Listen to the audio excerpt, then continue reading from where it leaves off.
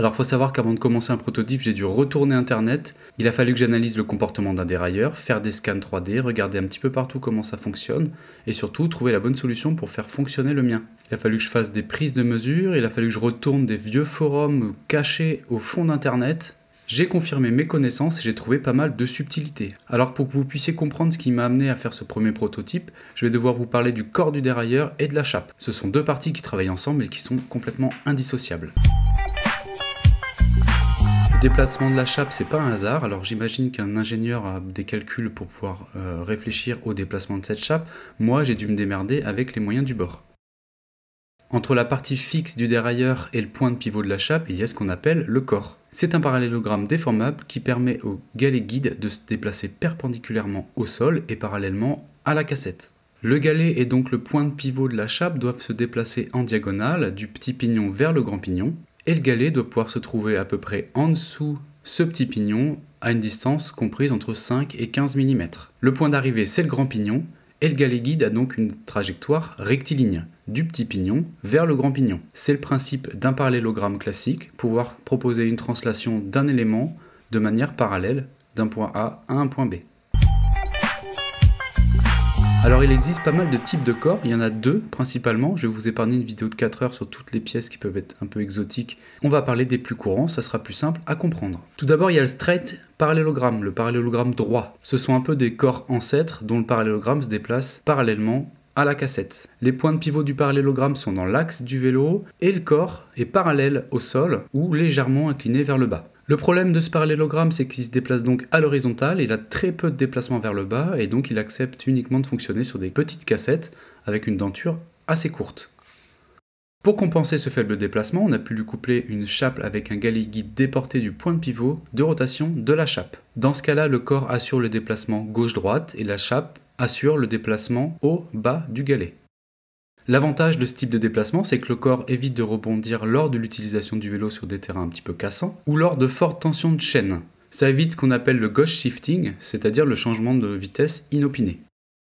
Ensuite, on a les slanted parallélogrammes. C'est un corps qui, encore une fois, peut être positionné à l'horizontale ou légèrement vers le bas, mais si on le regarde vers l'arrière, il a un léger angle en direction de la cassette. Généralement, cet angle est plus ou moins le même que l'angle de la cassette, et le parallélogramme va se déplacer naturellement du haut droit vers le bas gauche. On y couple encore une fois une chape en L avec un galet déporté vers l'arrière pour augmenter le déplacement du galet vers le bas, excepté une cassette beaucoup plus grande.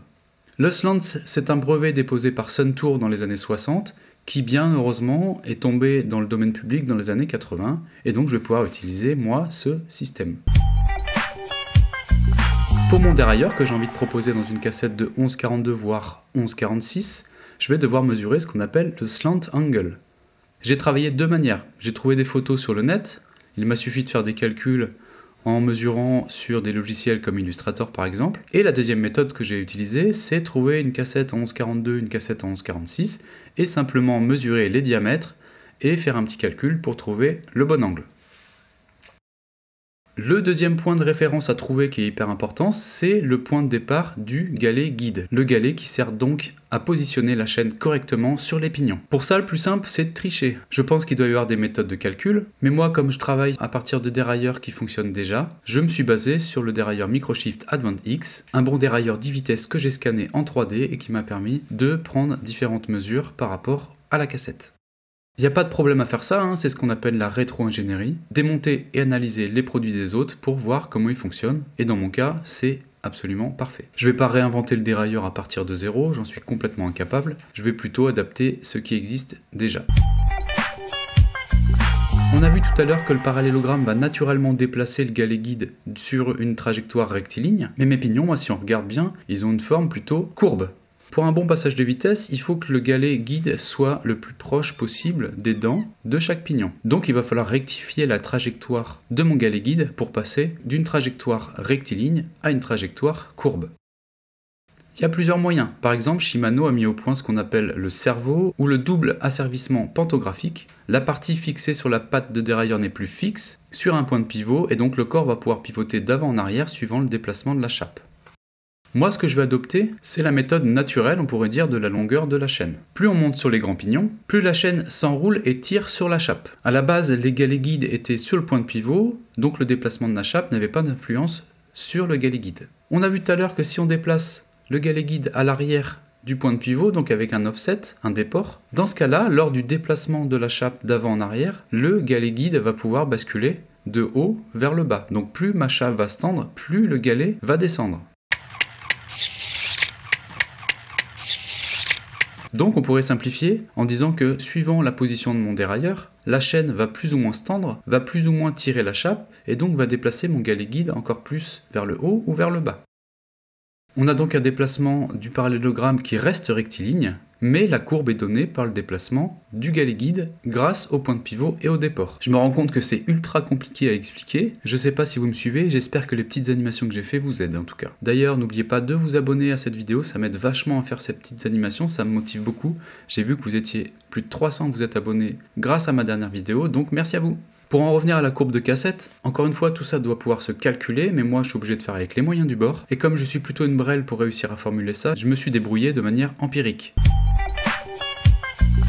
Maintenant qu'on a vu le squelette du dérailleur, il faut que je vous explique comment le faire bouger. Un dérailleur contemporain fonctionne de manière indexée, c'est-à-dire qu'en actionnant la manette, le shifter, il va se déplacer vers la gauche ou vers la droite, de pignon en pignon et s'arrêter correctement au bon endroit. Pour ça, il faut que le système fonctionne parfaitement, précisément, pour que le galet tombe pile poil sous le pignon. Cette indexation est gérée entièrement par le shifter, c'est lui le cerveau qui va déterminer la longueur de câble à tirer pour déterminer la distance de déplacement de mon galet guide. C'est ce qu'on appelle le tirage, le ratio de tirage et le rapport.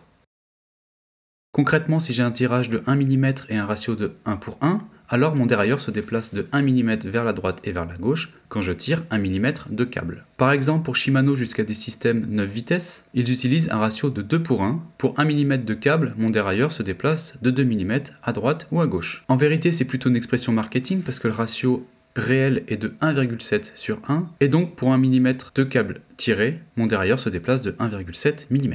Bref, vous avez compris le délire. Le rapport va être en lien direct avec les cassettes et l'espacement entre les pignons. Sur les roues libres et les cassettes 6, 7, 8 et 9 vitesses, cet espacement est toujours le même à quelques centièmes près, et ce qui va changer, c'est plutôt la largeur de la cassette. Donc techniquement, je peux utiliser un shifter 7 vitesses sur une cassette de 8 ou 9, ça fonctionnera, seulement le nombre de vitesses sera bridé par le shifter. Rappelez-vous que c'est le shifter, le cerveau. Par contre, à partir du 10, 11, 12 et 13 vitesses, les cassettes ont les mêmes épaisseurs, par contre l'espacement et la taille des pignons n'est pas la même. Donc le ratio de tirage doit changer, il va osciller entre 1,2 et 1,9 suivant les marques et suivant les gammes, les pratiques, VTT, route, gravel et le nombre de vitesses, rendant incompatible pas mal de combinaisons de shifter et dérailleur. Moi pour mon dérailleur, je ne vais pas inventer encore une fois un nouveau ratio, je vais utiliser un ratio qui fonctionne bien, c'est le ratio de SRAM 1 pour 1.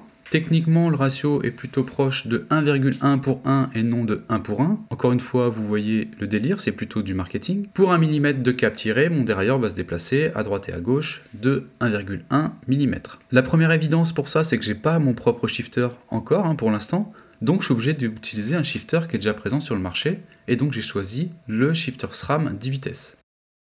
Sur une cassette de 10 vitesses, il y a toujours un espacement de pignon qui est aux alentours de 3,95 mm.